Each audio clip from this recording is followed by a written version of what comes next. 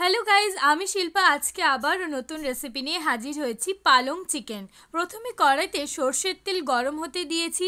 তাতে পেঁয়াজ কুচি আমরা ভেজে নেব বেরেস্তার আকারে। একদম লাল লাল করে পেঁয়াজ কুচিগুলোকে ভেজে নেব। হালকা নুন দিয়ে নিয়েছি যাতে পেঁয়াজটা ভাজার সাথে সেদ্ধ হয়ে যায়। দেখো আমাদের পেঁয়াজটা কিন্তু ভাজা ভাজা হয়ে গেছে। এরপর পেঁয়াজ, আদা, রসুন আর কাঁচা লঙ্কা আমি পেস্ট বানিয়ে রেখেছিলাম, সেটাই মশলাটা দিয়ে দিলাম পেঁয়াজের সাথে। ভালো করে মশলাটা কিন্তু আমাদের কষিয়ে নিতে হবে।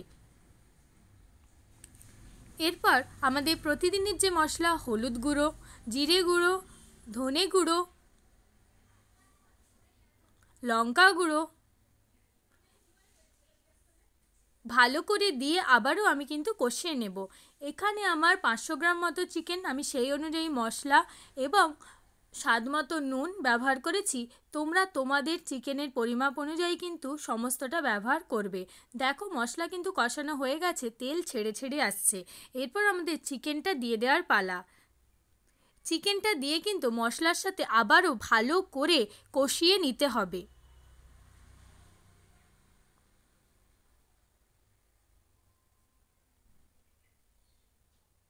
চিকেনের কালারটা দেখেই লোভ হচ্ছে, তাই না? তোমরাও এই শীতে বাড়িতে একবার হলেও ট্রাই করে দেখো।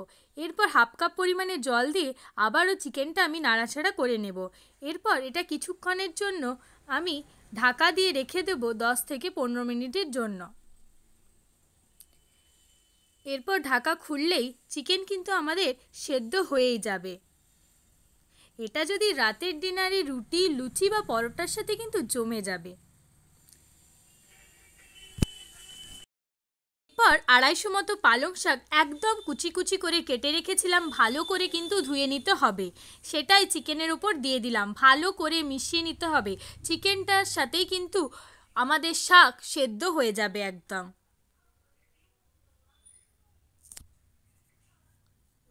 দেখো আমাদের মাংস কিন্তু আজকে রেডি। পালং চিকেন এবার শুধু পাতে যাওয়ার পালা। তোমরাও বাড়িতে এই শীতে একবার হলেও এই রেসিপিটা ট্রাই করো আর আমায় কমেন্ট বক্সে জানাতে কিন্তু একদম ভুলবে না তোমাদের কেমন লাগলো। যারা আমার ইউটিউব চ্যানেলে সাবস্ক্রাইব করনি, যাও ইউটিউব চ্যানেলে সাবস্ক্রাইব করে এসো।